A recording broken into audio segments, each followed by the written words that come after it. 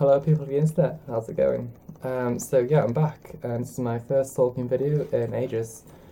And today I'll be talking about my experience of the Muse concert I went to, which was exactly 2 weeks ago. I can honestly say that both nights were the greatest events I've ever witnessed in my life, and I don't think anything will beat it. I'll be talking about pretty much everything about the concert, so if anyone's watching this video and is going to a Muse concert soon, then I suggest to sort of leave now if you don't want any spoilers. Everyone else can stay, you know. I was really lucky for both nights to have really good seats in the stadium, which were right near the stage. The stage itself is amazing, it's huge. I would say it's about 20 foot high. There's massive screens, and there's LED lights, and there's 5 chimneys at the top as well, which sort of shoot out fire during certain suns. There's also a long catwalk which Matt and Chris walk down. It's pretty crazy. The whole setup for this tour is something you'd normally expect from Muse, but about 5 times bigger, louder and crazier. The set list opens with Supremacy, but before that there's a brief intro. It's the broadcast section of Unsustainable before a huge firework is set off in the middle of the stage at the end of the catwalk. Before I went to the gig, I saw videos of the previous concert in Coventry, just to see what I can expect. Even though I was expecting the firework explosion, it was just so amazing.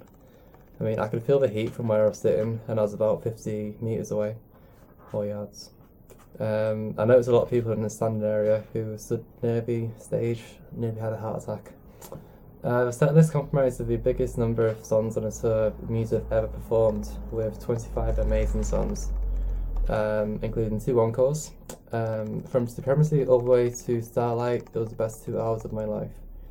I consider myself really lucky as well, because over the course of 2 nights I saw Bliss, Dead Star, Hysteria, Stockholm Syndrome and Sunburn, all of which I'd never seen live before. Another song to be played live was Butterflies and Hurricanes, and this was the highlight of my weekend, and I say that because it was really personal for me. Butterflies and Hurricanes was the first song I heard by Muse, and it just blew me away on the first listen. After that I went through some more Muse songs, and the rest is history. To see Butterflies and Hurricanes perform live is amazing. It's just an epic song, so that's really good. The stage visuals are something else. I mean, the videos for some of the songs are amazing. The LED displays on Madness and Follow Me are really good, but for Panic Station, the visuals are just so random. Throughout the song, there are appearances on the big screen by dancing animated versions of world leaders, including Dave Cameron, Barack Obama and Francois Hollande. The silliness of the visuals matches the randomness of Panic Station. It's just, you have to see it to believe it. Another amusing thing to happen at the gig was when Matt messed up at the start of one song. Chris and Dom started playing Supermassive Black Hole, and Matt didn't realise, and they had to sort of stop and start all over again.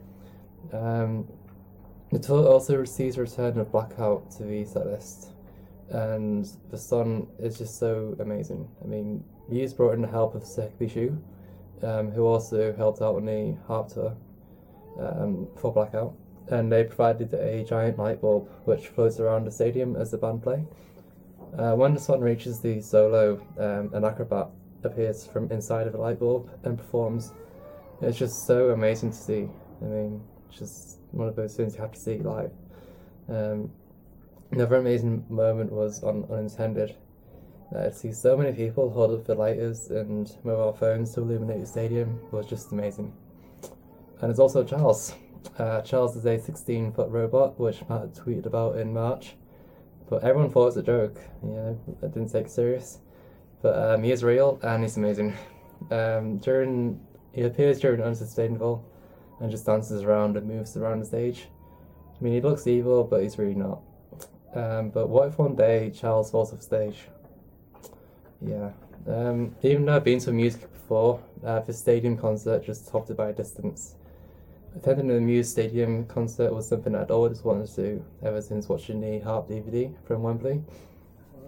See the energy and the amazing performances that day made me want some of it too. I had goosebumps when I heard a crowd singing to Plug-in Baby at my first concert in Manchester last November, but I was only about 20,000 people. To see about 60,000 people sitting along, jumping around and moshing in the standing area was just incredible. When I was leaving after the concert, I just felt so amazingly happy. I had no words to say that could have described the event. You know, some things like that just sort of stick with you.